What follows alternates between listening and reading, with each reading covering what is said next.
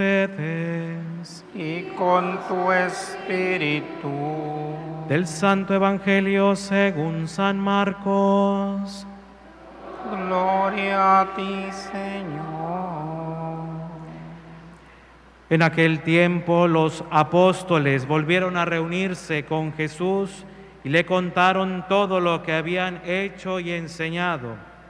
Entonces Él les dijo: vengan conmigo a un lugar solitario para que descansen un poco, porque eran tantos los que iban y venían que no les dejaban tiempo ni para comer.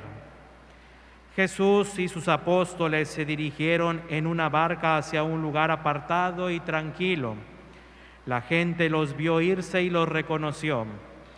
Entonces todos los poblados fueron corriendo por tierra a aquel sitio y se les adelantaron.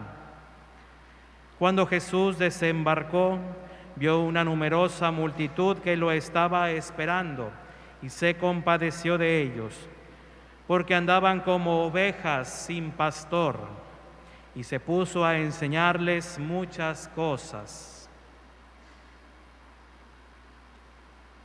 Palabra del Señor. Gloria a ti, Señor Jesús. Pueden sentarse. Hoy la palabra de Dios nos habla sobre la figura del buen pastor. Esa figura del buen pastor dentro de la iglesia es muy importante porque el pueblo identifica a ese pastor. Dice Jesús: yo soy el buen pastor, yo conozco a mis ovejas, ellas escuchan mi voz y me siguen. Con esto Jesús nos dice que el pastor debe conocer sus ovejas.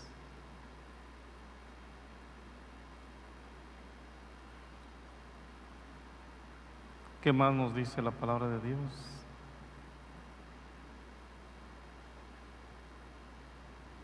Dice que el buen pastor es aquel que va delante de sus ovejas y las ovejas lo siguen, pero que también su presencia les da seguridad, nos dice Salmo del Buen Pastor. Un pueblo que camina en estos tiempos de, podemos decir, luces y sombras, por la inseguridad, por la pandemia, por tantas cosas.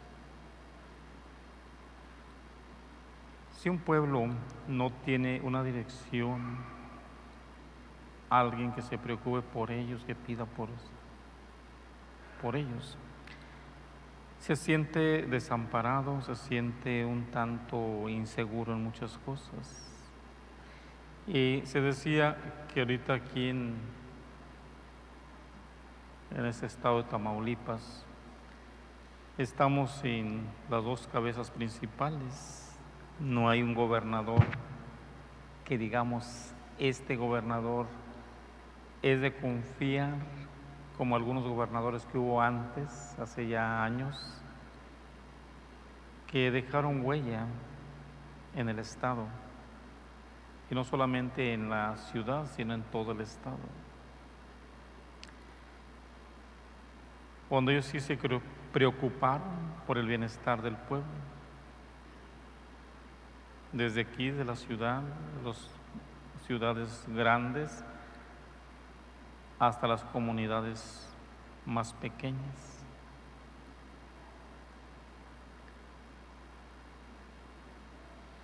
Y mucha gente, a pesar de los años, los recuerda todavía.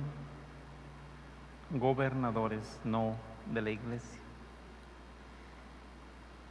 San Agustín, en la liturgia de las horas, los 4 tomos, hace mención precisamente de esta figura del buen pastor. Y dice que hay buenos y malos pastores. Y eso siempre lo ha habido.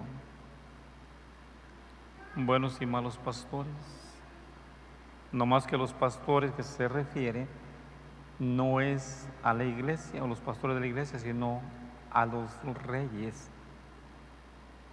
A los reyes. Que también otros pastores que cuando ellos eran coronados reyes hacían la promesa de velar por el bienestar del pueblo. Y sí hubo muchos reyes que fueron buenos pastores, que realmente cuidaron por el bienestar del pueblo. Incluso hay muchos reyes que son santos. ¿Por qué? Porque realmente se preocuparon por su pueblo. Los alimentaban en tiempos de hambre. Mandaban sus médicos a curar al pueblo cuando había alguna epidemia también. Ayudaban al pueblo, a la gente con cosas materiales, con dinero. Distribuían para que el pueblo no tuviera hambre. Y hubo reyes regulares que se preocupaban por el pueblo y unos que ni siquiera, como en nuestros días. ¿Qué es lo que hacían? Robar al pueblo, apropiarse de sus bienes e incrementar sus tesoros, sus riquezas, explotando al pueblo, como lo hacen los gobiernos de hoy en día. La mayoría, no digo que todos, pero la mayoría es lo que hacen. Y entonces dice, todo gobernante también es un pastor para el pueblo. Todo líder político es un pastor para el grupo que lo sigue, porque debe buscar el bien de ellos, no el bien propio. Y así, en cada asociación, en cada agrupación, su dirigente debería ser un buen pastor también. En la familia, los padres de familia, la madre de familia, también deben ser unos buenos pastores de su propia familia, de sus hijos. Y en la iglesia, pues es Cristo, el pastor por excelencia, los obispos, bueno, el Papa, los obispos y todos los cleros. ¿Y qué es lo que debe hacer un buen pastor? Darle seguridad a su pueblo, alimentarlo, cuidar de él. Jesús sintió compasión de aquella gente que andaba de un lugar a otro, dice el Evangelio, como ovejas sin pastor. Características del buen pastor: tener un corazón compasivo, misericordioso. Y muchos otros más. Jesús envió a sus apóstoles a evangelizar, y cuando llegan después de esta evangelización, cuando les dio poder para curar toda clase de enfermedades y dolencias, expulsar demonios, incluso resucitar muertos y todo eso. Y si llegan cansados, fatigados, nos dice la palabra de Dios, pero muy contentos de haber cumplido la misión de Jesús. Así pasa cuando los que van de misiones, estudiantes, seminaristas, las primeras misiones siempre se recuerdan, porque es el primer encuentro con el pueblo, donde se va a compartir la palabra de Dios y donde hay respuesta del pueblo, los cantos, las dinámicas, el rezar el rosario y otras cosas, hacer celebración de la palabra, hacen del misionero una persona que se siente útil, importante y que comparte con sus hermanos aquel mensaje de salvación, ese querigma, ese primer encuentro con Cristo. y donde es a veces bien recibido y a veces no. Jesús ya se lo había dicho a los apóstoles. Pero aquí los apóstoles regresan muy contentos, fatigados, pues antes no había carros, tenían que caminar. Y Jesús, viendo ese cansancio de sus apóstoles, dice, se los lleva a un lugar aparte para que descansen. Ahí la importancia también del descanso y no caer en el activismo. La importancia del descanso para recuperar las fuerzas y poder proseguir adelante. Jesús, dice, se va a un lugar solitario aparte para que sus apóstoles descansen, porque es tanta la gente que acudía a ellos, a Jesús y a sus apóstoles, que no les daban tiempo ni para comer.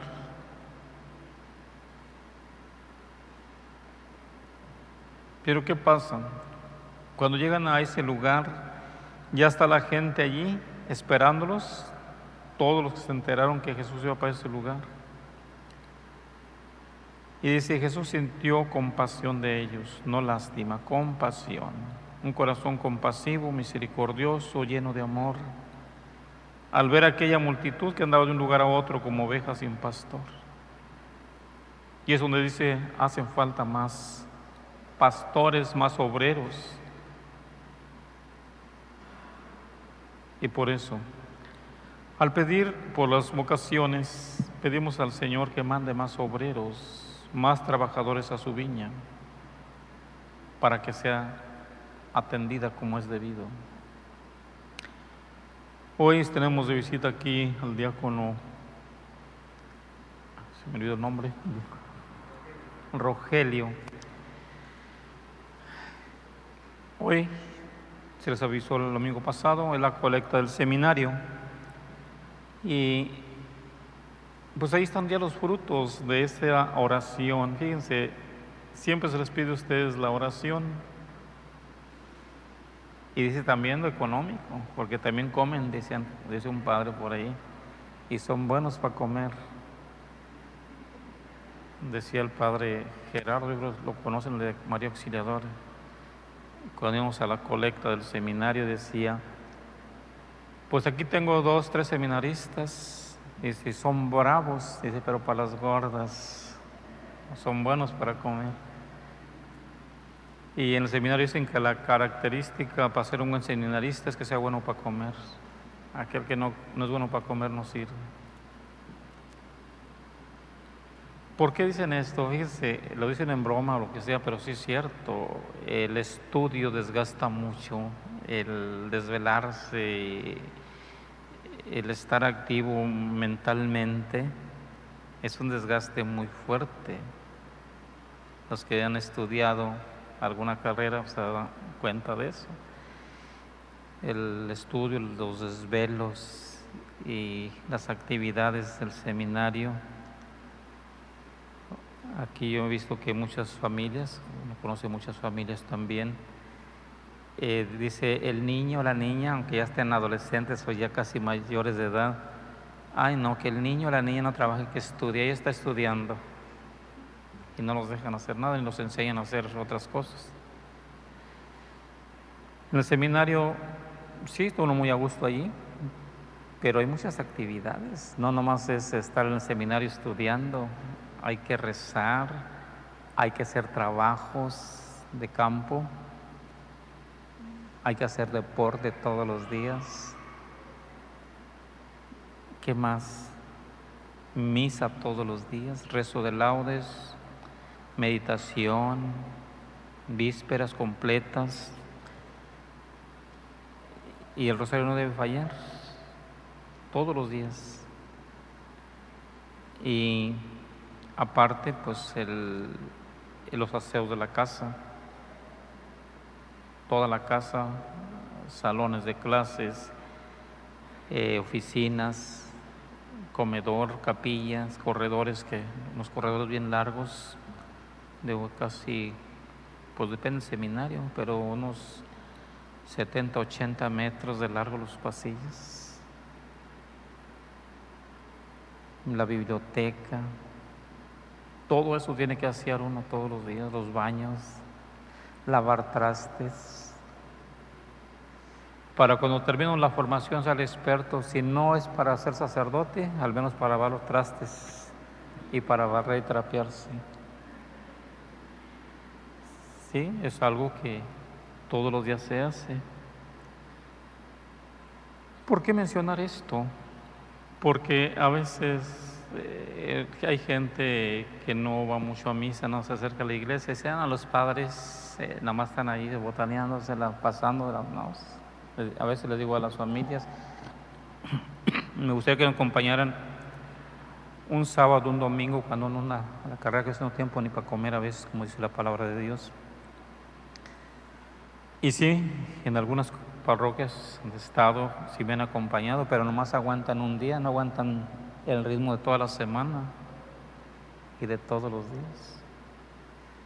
En la parroquia donde estaba antes de venir aquí,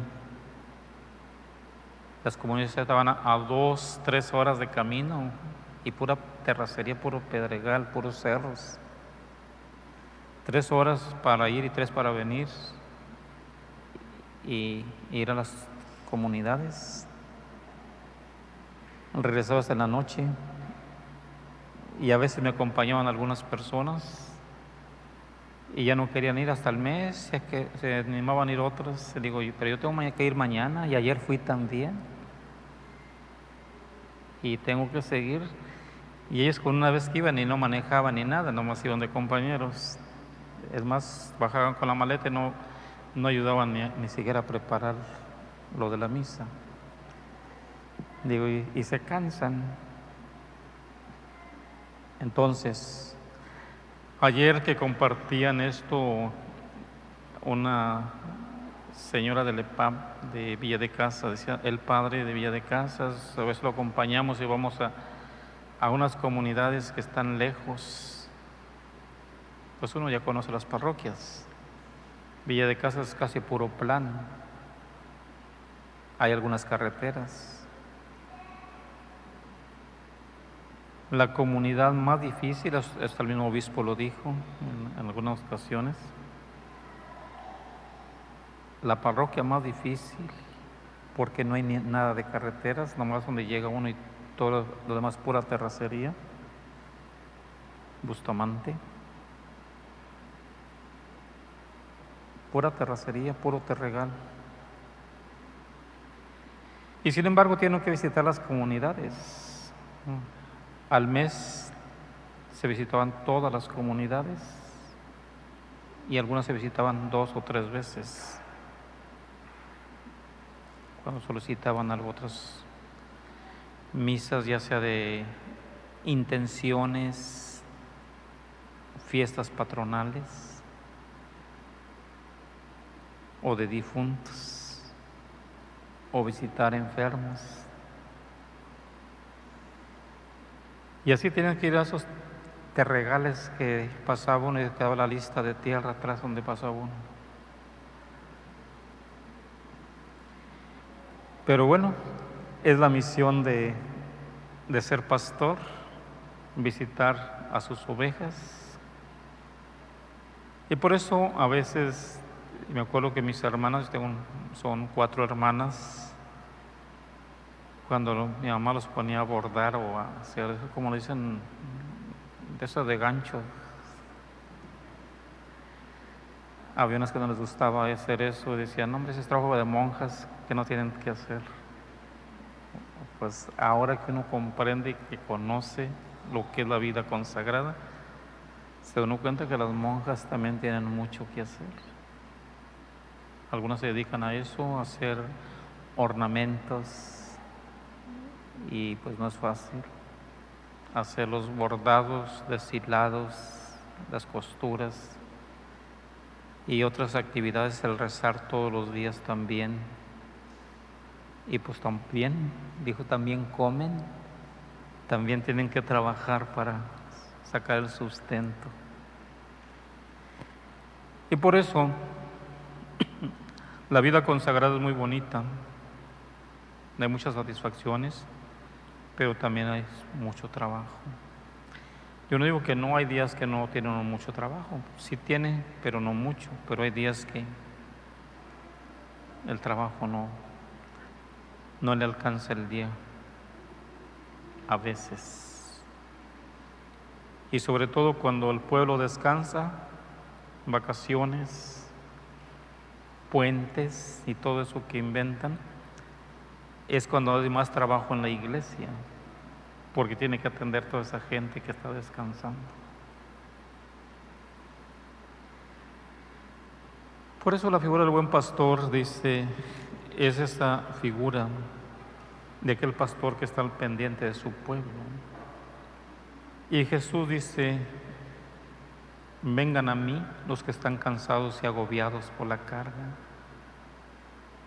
que yo los haré descansar, aliviaré sus penas. Haré descansar, como hoy que dice que se lleva a sus apóstoles a un lugar solitario para que descansen y coman. Pero aún así, la gente los estaba esperando ya. Y esa figura del buen pastor es la misma que Jesús le encomienda a Pedro cuando le dice, Pedro, ¿me amas más que estos? ¿Y qué es lo que dice Simón Pedro? Señor, tú bien sabes que te quiero. Y dice Jesús a Pedro, apacienta mis corderos. Apacienta mis corderos, cuida de estos hermanos tuyos, estos apóstoles. Y le vuelve a preguntar, Simón, hijo de Juan, ¿me amas más que estos? Más que estos. Y dice Pedro, Señor, tú bien sabes que te quiero. Apacienta mis ovejas, apacienta mi pueblo. Tercera vez le vuelve a preguntar, Pedro, ¿me amas? ¿Realmente me quieres? Y Pedro se pone triste y le dice a Jesús, Señor, tú lo sabes todo. Sé que no hay secretos en mi corazón ni en mi mente para ti. Entonces tú lo sabes todo. Tú bien sabes que te quiero. Y dice Jesús a Pedro, apacienta mis ovejas. No dejes que estas ovejas se pierdan. Cuida de ellas. Yo soy el buen pastor, el único pastor por excelencia, pero a ti también te encomiendo a estas mismas ovejas, a este pueblo.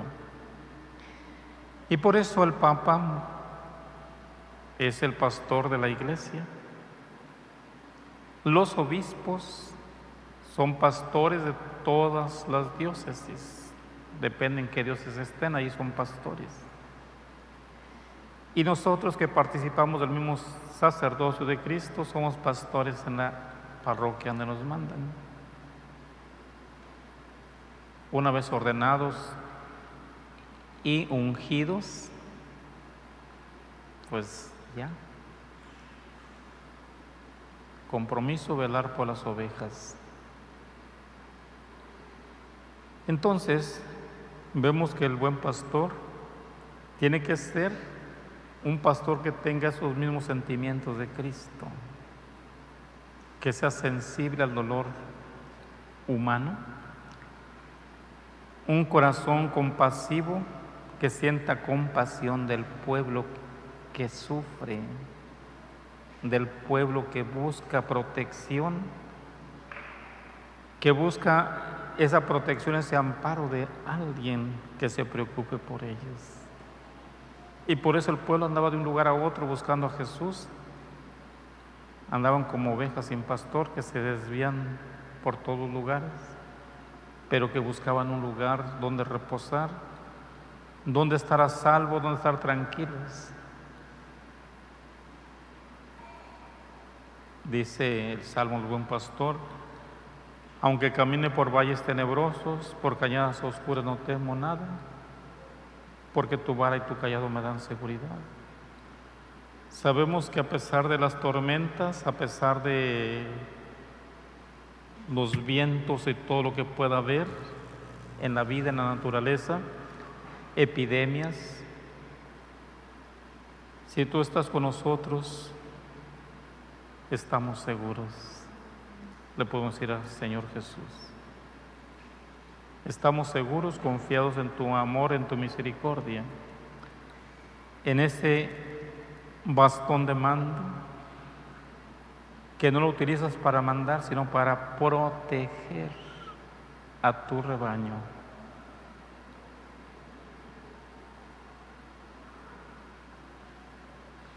Y les decía, los frutos de lo que ustedes dan para la formación de los futuros sacerdotes.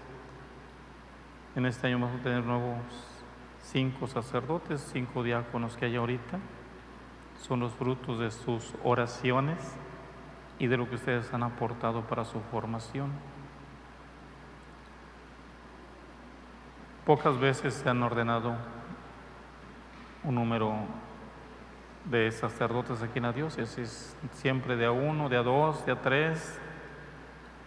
Cuando llegó el señor obispo don Antonio, se ordenaron 4.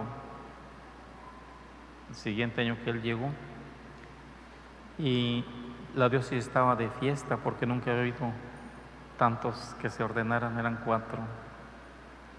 El padre Cifuentes, el padre Ramón, el padre Alfredo, y uno que estuvo aquí de diácono 5 años, padre Juan José, por allá de Guadalajara, de por aquel lugar, que le decían que ella tenía doctorado en diaconado, 5 años.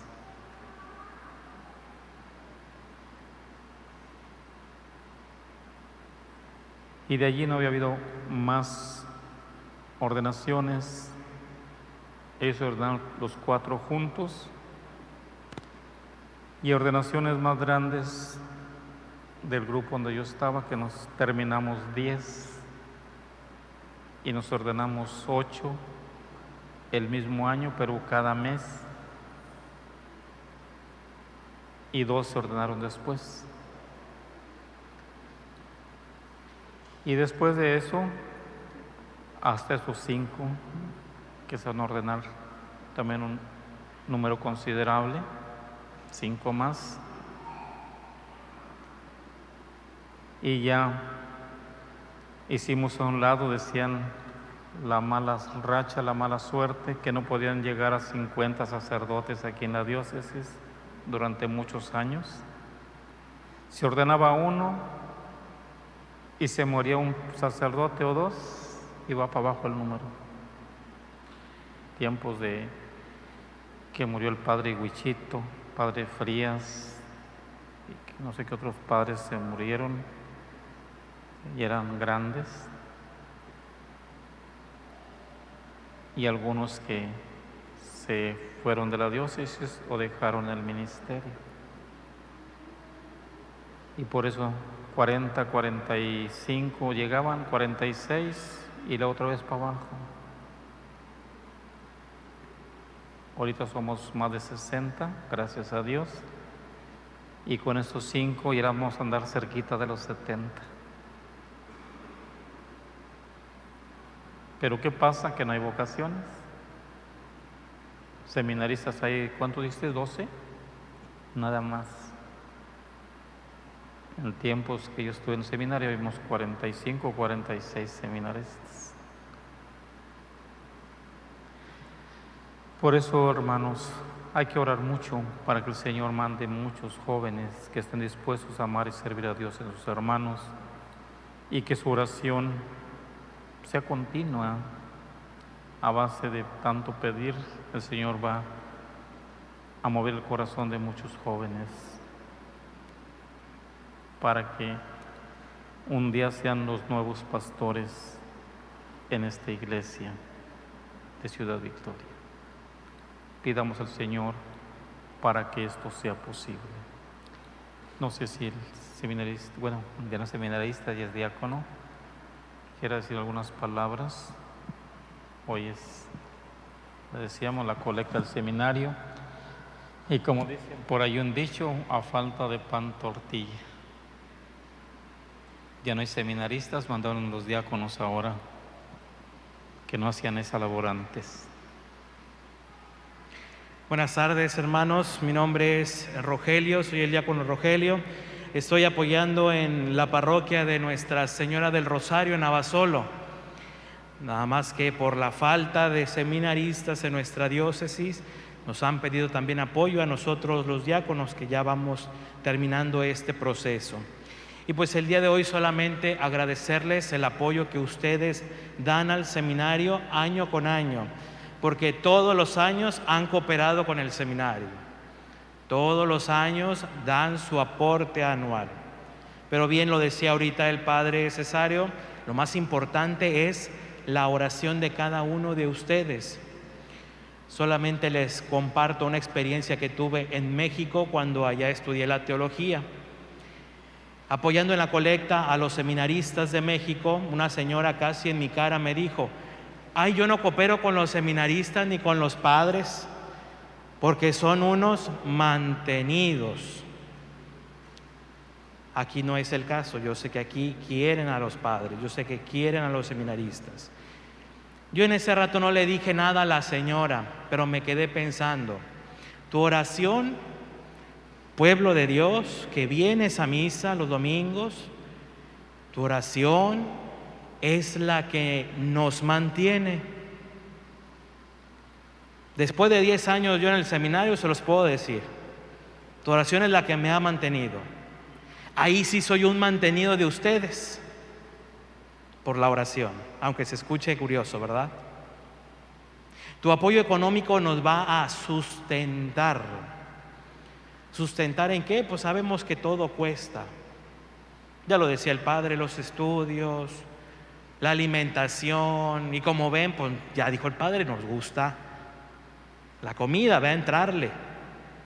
Entonces, son dos cosas diferentes y ahí radica la importancia de la oración. Tu oración es la que mantiene por 10 años, por 15, por 13 años, una vocación, una sola vocación. Esa colecta se hace una vez al año para mantener unos seminaristas, ¿verdad? 13, 14, los que haya, durante 10 años, pues solo Dios. Entonces, muchas gracias a todos por su apoyo, pero sobre todo gracias por su oración.